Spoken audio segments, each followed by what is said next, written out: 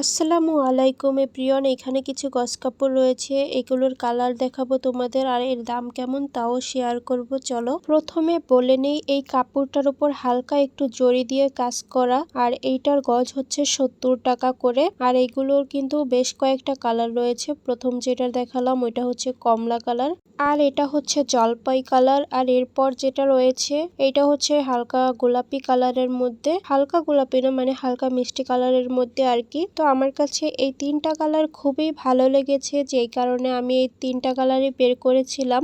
আর এই জলপাই কালারটা আমার কাছে আরো বেশি ভালো লেগেছে। তো এরপর হচ্ছে এই কাপড়গুলো দেখাচ্ছি, এইগুলো কিন্তু এতটা সফট কি আর বলবো। আমি কিছুক্ষণ আগে যেটা দেখালাম ওইগুলো থেকে এগুলো অনেক বেশি সফট, আর এগুলোর মধ্যে বেশ কালার রয়েছে। এইগুলো দেখো টিয়া কালার, তারপর রয়েছে বেগুনি কালার, এরপর রয়েছে কমলা কালার, হলুদ কালার, এরপর নিচে রয়েছে কালো কালার। আর এর গজও ছিল কিন্তু 70 টাকা করেই। আর এখন যে কাপড়টা দেখতে পাচ্ছ এটা হচ্ছে 65 টাকা গজ করে ছিল, কেন জানি না, তবে ওই কাপড়টাও আমার কাছে ভালো লেগেছে খুব। তো এইগুলো কিন্তু আরো অনেক কাপড় রয়েছে, এই যে দেখো তোমাদের এইগুলো একটু দেখাচ্ছি ভালো মতো। এই দেখো এই যে একটা টিয়া কালার রয়েছে, এইটাও কিন্তু খুবই সুন্দর ছিল। আর এই ছাপার যত কাপড়গুলোই দেখছো সবগুলো কিন্তু 70 টাকা করেই গজ ছিল এখানে। আমার এইগুলো বারবার ধরতে ভালো লাগতেছিল কারণ অনেক বেশি সফট ছিল কাপড়গুলো। আর এরপর দেখো এইখানে যেগুলো রয়েছে এগুলো একদম নতুন এসেছে। এই ছাপার কাপড়গুলো কিন্তু ইদানিং